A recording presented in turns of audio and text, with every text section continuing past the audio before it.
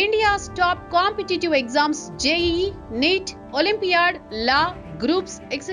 Guidance కావాలన్నా మీ పిల్లలు 21st century opportunities challenges అర్థం చేసుకుని 10x యాక్షన్ టేకర్స్ కావాలన్నా, కెరియర్ గైడెన్స్ కావాలన్నా, పేరెంటింగ్ గైడెన్స్ కావాలన్నా, విద్యారంగంలో 23 ఏళ్ల ఎక్స్పీరియన్స్ ఉన్న ఎన్బివి సుబ్బారావు గారిని సంప్రదించండి. ఫోన్ 8866298883. నమస్తే, వెల్కమ్ టు స్టడీ పాయింట్. నేను షాహిదా. ఈరోజు మనం ఒక ఇంట్రెస్టింగ్ టాపిక్ గురించి మాట్లాడుకుందాం. అదే ఆర్టిఫిషియల్ ఇంటెలిజెన్స్.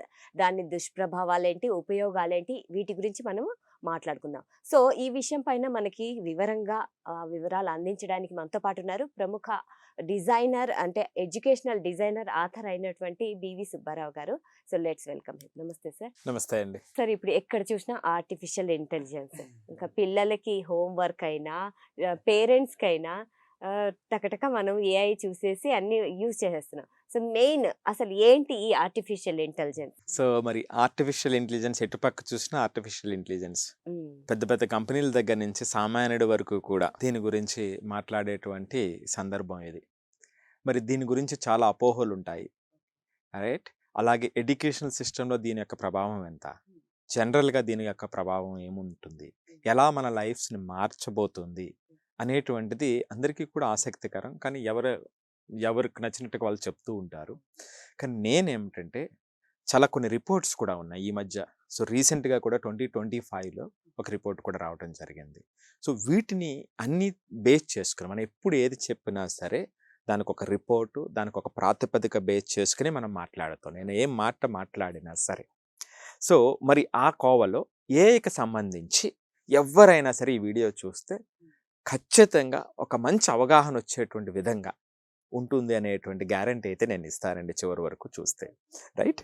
సో మరి ఆర్టిఫిషియల్ ఇంటెలిజెన్స్, మరి ఆర్టిఫిషియల్ ఇంటెలిజెన్స్ అంటే ఏంటిది, ఎక్కడి నుంచి వచ్చింది అనేటువంటిది మొదట తెలుసుకుందాం. ఆ తెలుసుకోవటానికి ముందు రీసెంట్ ఎగ్జాంపుల్ ఒకటి చెప్తాను, ఎందుకంటే దీని ప్రభావం ఎంత ఉంది అని అందరికీ అర్థం అవటం కోసం. రీసెంట్గా అమెజాన్ వాళ్ళు 5 లక్షల రోబోస్నండి, 5 లక్షల రోబోస్ని 2030కి వాళ్ళు వేర్ హౌసెస్లో నింపాలి అనేటువంటిది వాళ్ళ ప్రణాళిక. 5 లక్షలు, రైట్? సో దీంట్లో వేర్ హౌస్కి సంబంధించినటువంటి operation 75% of the operations, so packing కానివ్వండి, బాక్సెస్ని ఒక చోట నుంచి ఇంకొక చోటకి పంపడం కానివ్వండి, రైట్, లోడింగ్ కానివ్వండి, సో ఇలాంటి యాక్టివిటీస్ అన్నిటినీ కూడా రోబోస్తో చేయాలి. 75% ఆఫ్ ఆపరేషన్స్ చెయ్యాలి అనేటువంటిది ఒక పాయింట్. అంతేకాకుండా 2033కి వీళ్ళ యొక్క రెవెన్యూస్ డబల్ అవుతాయి అనేటువంటిది అంచనా, ఏదైతే వాళ్ళకి రెవెన్యూస్ ఉందో. కానీ ఈ యొక్క జాబ్స్ మాత్రం పెరగకూడదు ఒకటి కూడా అనేటువంటిది వాళ్ళు తీసుకున్నటువంటి నిర్ణయం. అంటే ఈ కొత్త అవసరాలు ఏదైతే వచ్చినాయో అవన్నీ కూడా రోబోస్తో చేయించాలి.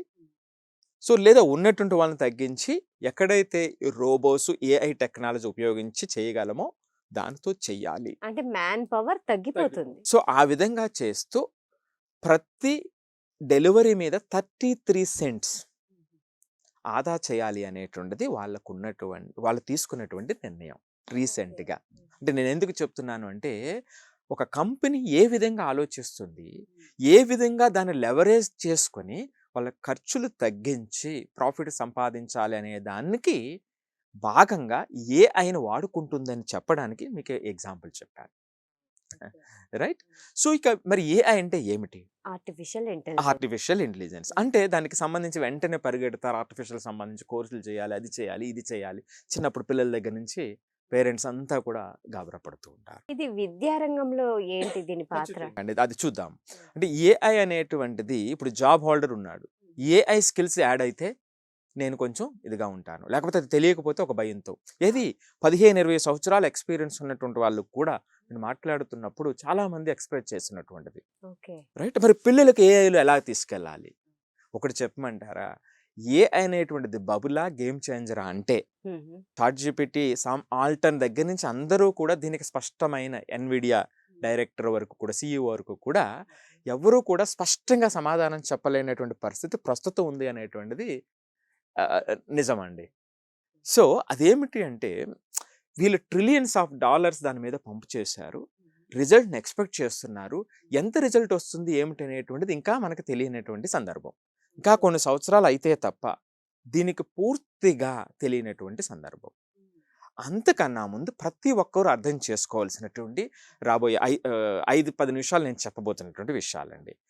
ఏఐ అనేటువంటిది ఎక్కడి నుంచో కొత్తగా ఊడిపడినటువంటిది కాదు అనేటువంటిది ప్రతి ఒక్కరూ గమనించాల్సినటువంటిది. రైట్? ఏఐ ఎలా డిజైన్ చేసినారు అంటే దీనికి base mathematics, psychology, neuro science. ఈ మూడిటి కలయిక. మూడింటి యొక్క కలయికే ఆర్టిఫిషియల్ ఇంటెలిజెన్స్. ఒక్క చిన్న మాటలో చెప్తున్నా. మరి మ్యాథ్స్ ఎప్పటి నుంచి ఉంది సాయిత గారు? చాలా దశాబ్దాల నుంచి ఉంది. సో ఇప్పుడు మనం ఏంటంటే లాస్ట్ ఒక 80 సంవత్సరాల నుంచి జరిగినటువంటి రీసెర్చ్ ఫలితంగా దాని అప్లికేషన్స్ ఈ రోజున మనం పొందుతున్నాం. మీరు ఏ కంప్యూటర్ టెక్నాలజీలో ఏ డెవలప్మెంట్ అయినా తీసుకోండి. సో దానికి సంబంధించి మ్యాథమెటిక్స్ అనేటువంటిది ఒక బేస్. ఇక్కడ నాకు ఒక ప్రశ్న, ఏఐ అనేది టీచర్ కి ప్రత్యామ్నాయం అంటే ఆల్టర్నేట్ ఆఫ్ టీచరా లేకుంటే ఒక సహాయకుడు అంటే హెల్పరా? కరెక్ట్. సో దానికి వద్దాము. సో దాంట్లో ఏమిటంటే మీరు అడిగినట్టుగా 2 రకాలు ఉంటాయండి. ఎప్పుడైతే మనం జనరల్గా ఫిజికల్ వర్క్ మనం చేస్తుంటామంటే లేబర్ వర్క్ మనం చేస్తుంటామో వీటన్నిటినీ కూడా లేదు పెద్దగా ఆలోచించవలసిన అవసరం లేకుండా రొటీన్ వర్క్ ఏదైతే చేస్తామో ఇవన్నీ ఎగిరిపోతాయండి. ఓకే. సో వీటన్నిటికీ ప్రమాదం. సో మరి టీచర్ విషయానికి వచ్చేటప్పటికి లేదా ఎవరికైనా సరే ఇప్పుడు ప్రపంచంలో ఏఐని వ్యతిరేకించడం అనేటువంటి ఆలోచన పనికిరాదు. ఏఐని ఎంత ఫ్రెండ్లీగా చేసుకున్నాం అనేటువంటిదే ఇంపార్టెంట్. అది మీరు జర్నలిస్ట్ కానివ్వండి, ఒక కంపెనీ ఓనర్ కానివ్వండి, ఒక టీచర్ కానివ్వండి, ఎవరైనా కానివ్వండి. సో మరి ఇప్పుడు టీచర్కి కూడా మీరు అన్నట్టుగా మరి టీచర్ రోల్ మార్చేస్తుందంటే టీచర్ అనేటువంటి వాడి పాత్ర ఎప్పుడూ టీచరేనండి. అంటే ఐ మీన్ ఆచార్య దేవోభవ అంటే ఆ యొక్క గురువు పాత్ర అలాగే ఉంటుంది. కాకపోతే రోల్ మారుతుంది. సో ఎలా మారుతుంది? ఇప్పుడు టీచర్ అనేటువంటి వాళ్ళు ప్రతిదీ కూడా ఇదివరకు సోర్స్ ఆఫ్ ఇన్ఫర్మేషన్ ఎవరండి? ఏదైనా నేర్చుకోవాలంటే 30 సంవత్సరాల క్రితం వరకు కూడా టీచరు, బుక్స్, లైబ్రరీ, టీచర్ అంతే, ఇంకొకటి ఏమీ లేదు. కానీ ఇప్పుడు సోర్స్ ఆఫ్ ఇన్ఫర్మేషన్ మన చుట్టుపక్కల రకరకాల సోర్స్ ఆఫ్ ఇన్ఫర్మేషన్ ఉంది. అంటే సోర్స్ ఆఫ్ ఇన్ఫర్మేషన్ చాలా ప్రముఖంగా టీచర్ దగ్గర నుంచి వచ్చేటువంటి విధానం మారింది. ఇప్పుడు తగ్గిపోయింది, ఆల్రెడీ తగ్గిపోయింది 30 సంవత్సరాలు 40 సంవత్సరాల నుంచి. కానీ ఇక్కడ టీచర్ యొక్క రోల్ ఏమిటి? ఈ ఉన్నటువంటి ఇన్ఫర్మేషన్ని ఏ విధంగా సమ్మరైజ్ చేసుకోవాలనేటువంటి మైండ్ సెట్ పిల్లవాడికి ఇవ్వటం, అది తాను రోల్ మోడల్గా దాన్ని టీచ్ చేయటం, దాన్ని ఎలా సమ్మరైజ్ చేసుకుని తీసుకోవాలనేటువంటి అవైలబిలిటీ చుట్టుపక్కల ఉందండి. సో దాన్ని ఎలా ఉపయోగించాలి? ఆ మైండ్ సెట్ టీచర్ యొక్క ప్రముఖంగా అయిపోయింది. ఆ టీచర్ దాన్ని రోల్ మోడల్గా ఆయన టీచ్ చేసేటువంటి పరిస్థితి. నెక్స్ట్ మూడవది టీచర్కి సంబంధించండి ఆ రోల్ అంటున్నాను చూసారా, అంటే ఇప్పుడున్నటువంటి పరిస్థితుల్లో ఆ మెంటల్ స్ట్రెంగ్త్ కానీ సైకలాజికల్ స్ట్రెంగ్త్ కానీ తగ్గిపోతున్నటువంటి క్రమంలో టీచర్ యొక్క పాత్ర అక్కడ చాలా ఎక్కువ పెరుగుతుంది. అంతా కూడా న్యూక్లియర్ ఫ్యామిలీస్, సో ఐసోలేటెడ్ అయిపోతున్నటువంటి పరిస్థితుల్లో టీచర్ అనేటువంటి వాడే ఆ మనిషికి 2 ప్రధానమైనటువంటి ఫౌండేషన్స్ ఏవైతే ఉన్నాయో ఆ మెంటల్ హెల్త్ కానివ్వండి, సైకలాజికల్ హెల్త్ కానివ్వండి, ఈ రెండింటికి కూడా టీచర్ తప్ప మరొకరు లేరు ప్రస్తుతం. ఇప్పుడు ఒక ఇంట్లో కూడా మీరు చూస్తే ఫాదర్ అండ్ మదర్ ఇద్దరు కూడా జాబ్ హోల్డర్స్. సో వాళ్ళు సరిగా టైం ఇవ్వలేనటువంటి పరిస్థితి, మారినటువంటి పరిస్థితుల్లో మరి అప్పుడు టీచరు స్కూల్స్ యొక్క పాత్ర మరింత ఎక్కువ పెరుగుతుంది అనేటువంటిది నేను ఖచ్చితంగా చెబుతున్నాను అన్నమాట అండి. సో ఇది మూడో పాయింట్. ఇక 4వ పాయింట్ చూద్దాం. ఏ వల్ల ఏమవుతుందంటే జనరల్గా ఒక క్లాసులో ఏ పిల్లవాడు ఎలా చేశాడు ఏమిటి అనేటువంటిది ప్రతిదీ కూడా ఒక టీచర్ యొక్క ఆలోచన విధానం, అంటే టీచర్ యొక్క ఇంప్రెషన్తోనే ఆధారపడి ఉంటుంది. మీరు చూస్తే చాలామంది టీచర్ వీడు మంచివాడు వీడు చెడ్డవాడని ఈజీగా చెప్పేస్తారు. తప్పు. సో ఎందుకంటే ఆ పిల్లవాడికి ఏది అవసరము, ఏది కరెక్ట్ చేయాలనేటువంటిదే టీచర్గా నా బాధ్యత. నేను తప్పు ఒప్పు చెప్పడానికి కాదు నా రోల్. ఎక్కడ వెనకబడి ఉన్నాడు, సో ఎక్కడ చెయ్యందించాలి, ఎక్కడ బాగా స్పీడ్ అవుతున్నాడు. ఇప్పుడు సపోజ్ ఎమోషనల్గా బాగా ఎక్కువ స్పీడ్గా ఉన్నాడు, సో అది కంట్రోల్ చేయాల్సినటువంటి అవసరం ఉంటుంది. ఆ బ్యాలెన్సింగ్ అనేటువంటిది టీచర్ రోల్ తప్ప నా పాత్ర వాడు తప్పు ఒప్పు అని చెప్పడం కాదు. జడ్జ్ చేసేస్తారు. సో అది అప్పుడు ఆ లెన్స్ చూడడం మొదలవుతుంది. సో అందుకే నేను ప్రతి చోట కూడా ఏమిటంటే ఇప్పుడు రాబోయే రోజుల్లో నేను చూసేటువంటి ఎడ్యుకేషనల్ డిజైనర్గా నేను ఆనందంగా ఎదురు చూస్తున్నటువంటిది ఏమిటి అంటే ఇప్పుడు ఏ టెక్నాలజీతో ఏ పిల్లలు ఎంత ఆలోచన చేస్తున్నారు, ఎక్కడ వాళ్ళ ఆలోచనకి అవసరం, మన యొక్క హెల్ప్ అవసరము అనేటువంటి డీటెయిల్డ్ రిపోర్ట్స్, వాళ్ళ మైండ్కి సంబంధించినటువంటి డీటెయిల్డ్ రిపోర్ట్స్ అంటే అక్రాస్ ద ఇయర్ మనం ఎవరు కూడా అది చేయలేమండి. సహజంగా ఫిజికల్గా మనం చేయలేనటువంటి పరిస్థితి. రాబోయే రోజుల్లో అటువంటి టెక్నాలజీ క్లాస్ రూమ్లో రాబోతుంది. అప్పుడు దానివల్ల వచ్చే ఉపయోగం ఏమిటి? మీరు ఎప్పుడైనా సరే మీకు ఒక ఇద్దరు పిల్లలు ఉన్నారనుకోండి, మీరు జనరల్గా స్టేట్మెంట్ ఇస్తే ఇద్దరికే నచ్చదు. ఇద్దరు కనెక్ట్ అవ్వరు. మీరు ఇద్దరిని అబ్జర్వ్ చేసి చాలా లోతుగా అబ్జర్వ్ చేసి వాళ్ళకు అవసరమైనటువంటి పాయింట్ మీరు ఆ బేస్తో మీరు మాట్లాడుతునేటప్పుడు ఎవరికైతే కనెక్ట్ అవ్వాలో అది మీకు వినకపోయినా సరే లోపల మైండ్లో కనెక్ట్ అవుతుంది. అంటే ఇప్పుడు క్లాసులో 40 మంది ఉంటే రాబోయేటువంటి రోజుల్లో ఆ వచ్చేటువంటి రిపోర్ట్స్, ఆ ఏ టెక్నాలజీ తీసుకుని వచ్చేటువంటి ఆ లెవరేజ్ మీకు ఏం చేస్తుందో తెలుసా? ఆ టీచర్కి ఇన్స్ట్రక్షన్ ప్రతి ఒక్కరికి ఎవరికి అవసరమైతే ఎవరికి కనెక్ట్ చేసేటువంటి రాబోయే రోజుల్లో వస్తుంది అనేటువంటిది నా ప్రగాఢమైనటువంటి విశ్వాసం. సో ఏకి సంబంధించి ఈ విధంగా టీచర్కి సంబంధించిన రోల్ మీరు అడిగారు కాబట్టి ఇంత అంటే ఆ చేంజ్ ఇలాగుంటుంది. ఆ గొప్ప చేంజ్ రావడానికి ఎక్కువ అవకాశాలు ఉన్నాయి. ఒక క్లాస్ రూమ్ లో స్లో లెర్నర్స్ ఉంటారు, ఫాస్ట్ లెర్నర్స్ ఉంటారు. సో ఏఐ ఎలా ఉపయోగపడుతుంది? అదే నేను చెప్తున్నది. ఇప్పుడు నేను చెప్పినటువంటి పాయింట్స్ లో టీచర్ ముద్ర వేసేస్తారు. వీడు స్లో లెర్నర్ అంటే వాడు డల్ స్టూడెంట్ అని చెప్పేస్తారు. రైట్? నేను 2 దశాబ్దాల్లో నా ఎక్స్పీరియన్స్లో పైగా ఎప్పుడూ కూడా వీడు డల్ స్టూడెంట్, వీడు బ్రైట్ స్టూడెంట్ అనేటువంటి మాట క్లాస్ రూమ్లో రాలేదండి, దేవుడి దయ వల్ల. సో నేను ఎందుకంటే ఇప్పుడు మీరు అన్నట్టుగా వాళ్ళకి ఎక్కువ సపోర్ట్ ఎక్కడ ఇవ్వాలి? సరే షాహిద్ గారు, మీరు ఎంత ప్రయాణమైనా చేయండి, మీరు 2 కిలోమీటర్లు నడుస్తారా, 4 కిలోమీటర్లు నడుస్తారా తర్వాత విషయం. మీరు నడిచేటువంటి 2 కిలోమీటర్లు సాటిస్ఫాక్షన్తో నడవాలి. అప్పుడే 4వ కిలోమీటర్కి వెళ్తారు. అది మనం చేయాల్సినటువంటిది, అది క్లాస్ రూమ్లో జరగాల్సినటువంటిది. సో ఈ ఇనీషియల్ ప్రయాణం కూడా మీరు ఆ కాన్ఫిడెన్స్ లేనప్పుడు ఏమవుతుందంటే అది నిలబడదు. ఈవెన్ వాడు 4 కిలోమీటర్లు వెళ్ళినా వాడు నిలబడడు, అది వాడితో ఇంటాక్ట్గా ఉండదు. ఇది చాలా కీలకమైనటువంటి పాయింట్ అండి. సో మరి ఇక్కడ ఏ అంటే అసలు ఏమిటి అనేటువంటిది చాలా సింపుల్గా మీకు చెప్తాను. ఇప్పుడు నేను ఇందాక చెప్పాను మ్యాథ్స్, సైకాలజీ, న్యూరో సైన్స్, వీటి మూడింటి యొక్క కలయిక అని. ఈ మూడు ఒకదాని మీద ఒకటి ఆధారపడి నిర్మించినటువంటిదే ఇప్పుడు ఉన్నటువంటి ప్రపంచంలో ఈ ఆర్టిఫిషియల్ ఇంటెలిజెన్స్. దీంట్లో 5 స్టేజెస్ ఉంటాయండి. మొదటి స్టేజ్ ఏమిటంటే మెషిన్ లెర్నింగ్ అంటారు. రెండోది డీప్ లెర్నింగ్ అంటారు. మూడవది రీఎన్ఫోర్స్మెంట్ రిఫ్లెక్సివ్ లెర్నింగ్ అంటారు.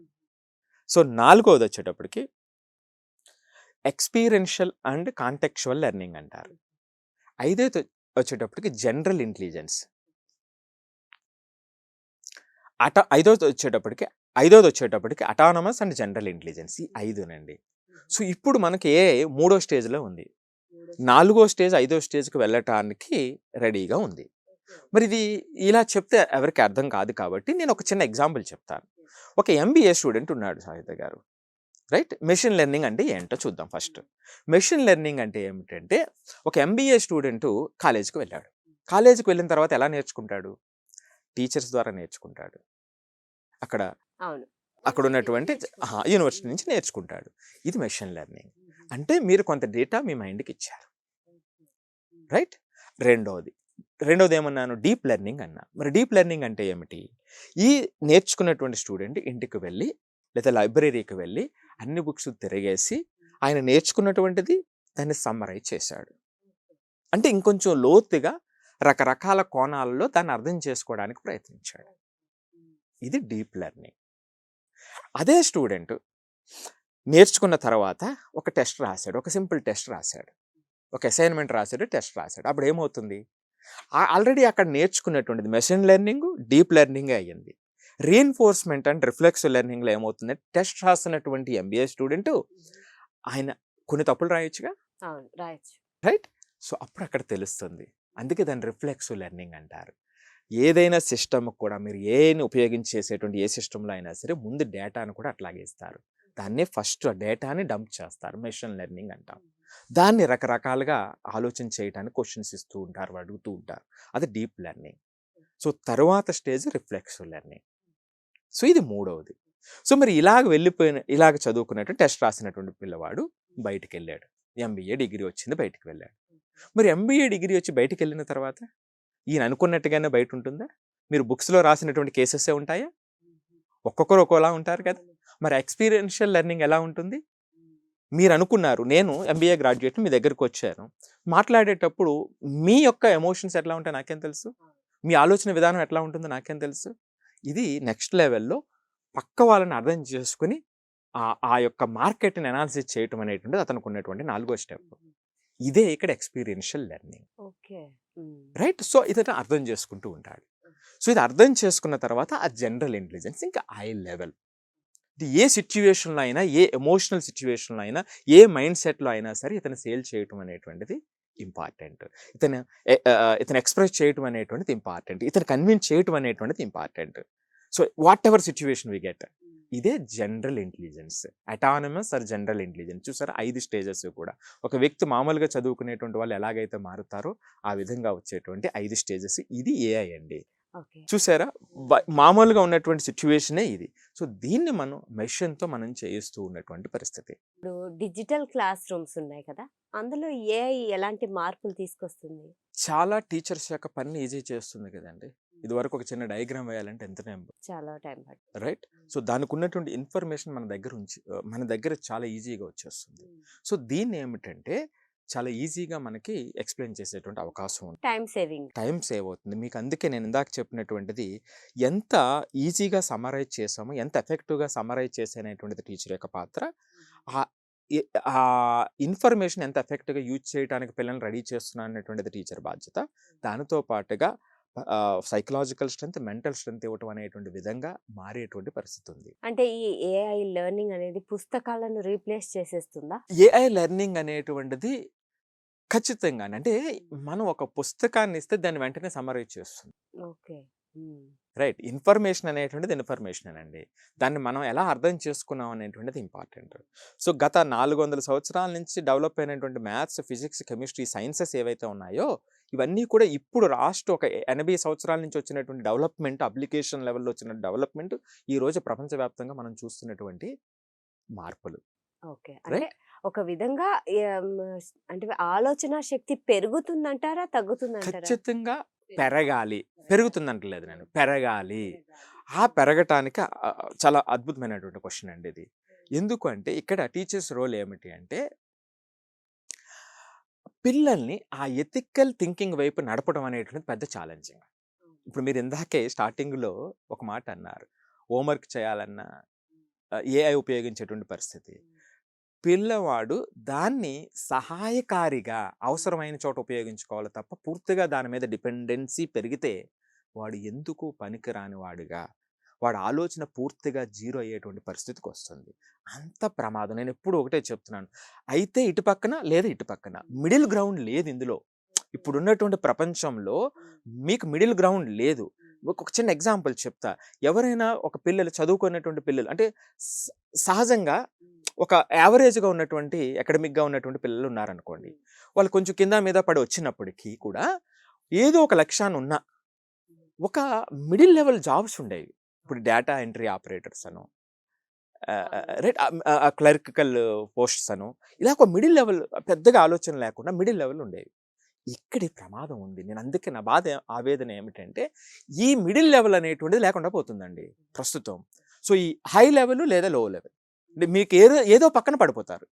అంటే ఇంకా మనకి ఇన్విటబుల్గా నెక్స్ట్ లెవెల్కి వెళ్ళాలి అంటే ఆ ఆలోచనతో వీళ్ళని ముందుకు తీసుకెళ్ళటం తప్ప మరో మార్గం లేదు.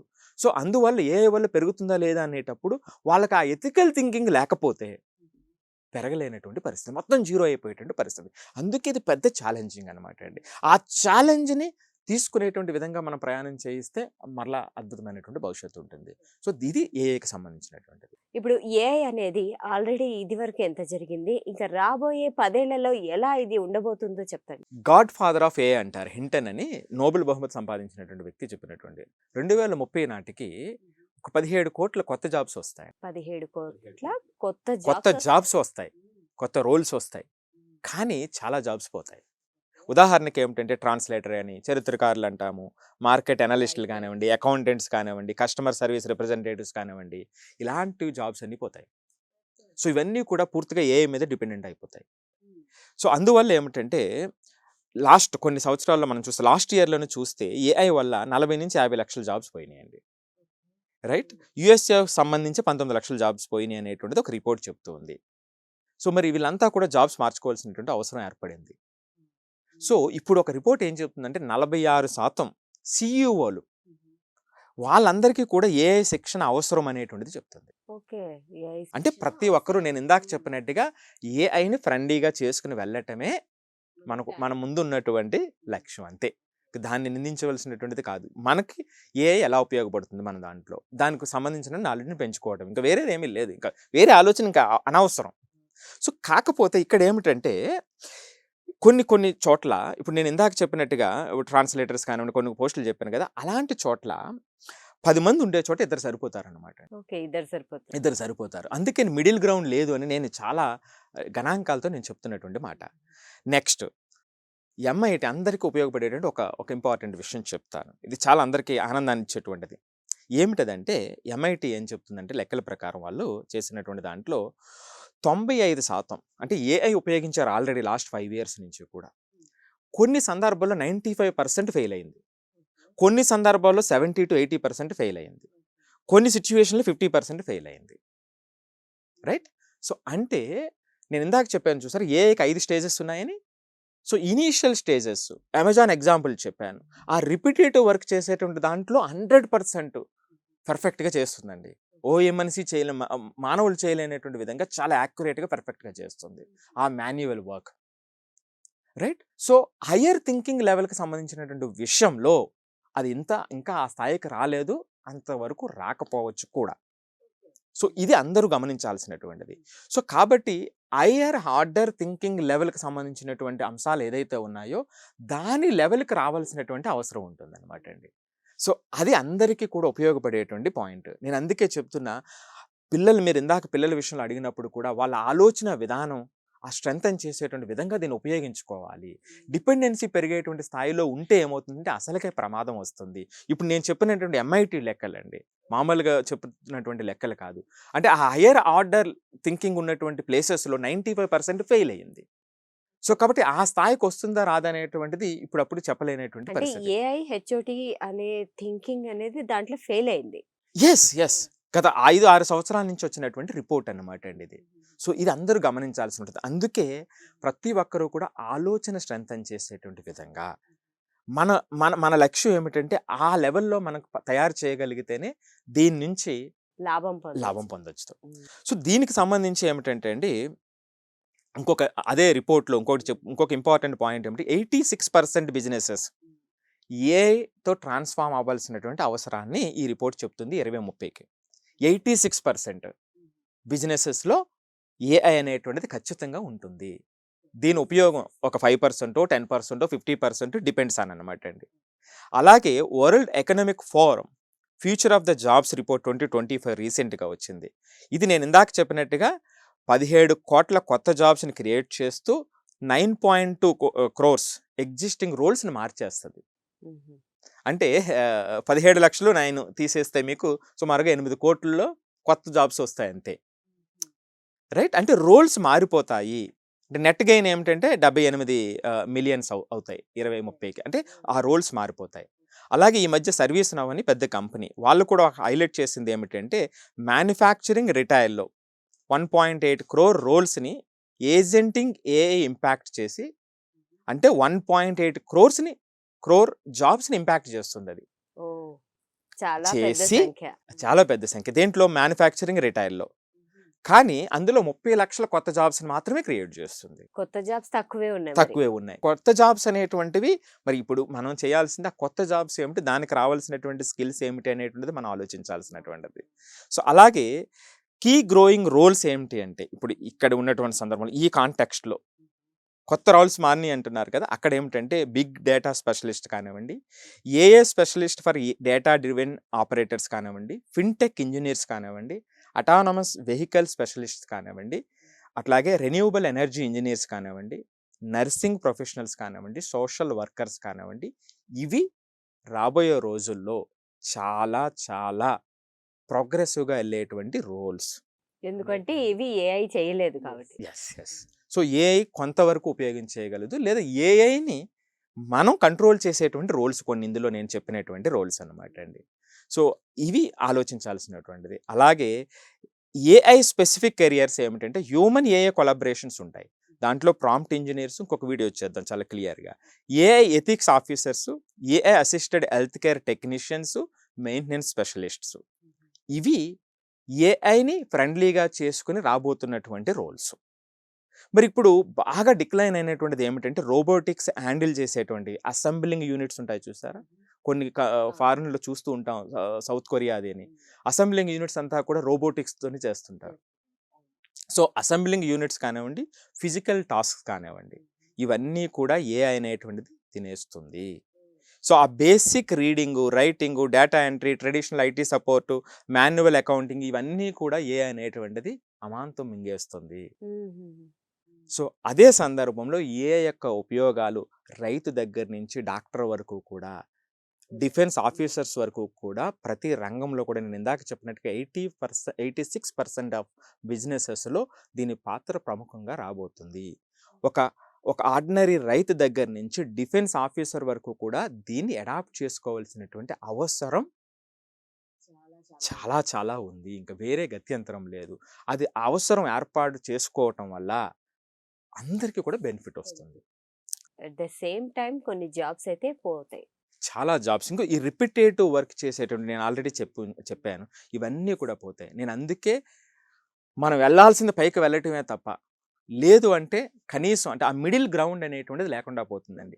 ఇది ప్రపంచంలో వస్తున్నటువంటి అతి ముఖ్యమైనటువంటి పాయింట్. మిడిల్ గ్రౌండ్ లేదు.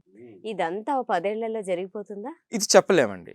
అంటే 10 సంవత్సరాలలో ఆ మార్పులు వస్తాయని రిపోర్ట్ చెప్తూ ఉంది. సో దీనికి సంబంధించి లోతైనటువంటిది ఒక 10 నుంచి 25 సంవత్సరాల లోపు చాలా ట్రమెండస్ చేంజెస్ అయితే రాబోతున్నాయి. ఏఐ మీద మంచి అవగాహన అయితే కలిగించేలా చేశారు. ఏఐ మీద అందరికీ ఉన్న డౌట్స్ అయితే క్లియర్గా ఎక్స్ప్లెయిన్ చేశారు. చాలా చాలా thank you sir. Thank you అండి. సో చూసారు కదా, ఇది ఇవాల్టి టాపిక్. మరో టాపిక్లో మళ్ళీ కలుద్దాం. Until then keep watching Prime 9. నిజం ఇదే మా ఇజం. ఎన్బివి సుబ్బారావు గారు ఆధునిక ఎడ్యుకేషనల్ డిజైనర్. ఈ 21వ శతాబ్దంలో విద్యార్థులు, ఉపాధ్యాయులు, తల్లిదండ్రులపై లోతైన పరిశోధన చేశారు. 3 బుక్స్ కూడా రాశారు. విద్యార్థులకు మార్క్స్ మరియు ర్యాంక్స్ తో పాటు ఇప్పుడు self learning growth mind set అత్యవసరమని ఆయన డిజైన్ చేసిన ఇన్నోవేటర్షిప్ ఎక్సైల్ మైండ్ ఆర్పిటి ఫ్రేమ్ వర్క్ లాంటి సెషన్స్, ప్రాక్టికల్ మరియు వర్చువల్ టెక్నిక్స్ అందిస్తూ దేశవ్యాప్తంగా విద్యార్థులను సెల్ఫ్ రిలయంట్ గా తయారు చేస్తున్నారు. ఆయన క్లాస్ రూమ్ బలపడితే భారతదేశం మరింత బలపడుతుందని నమ్ముతారు.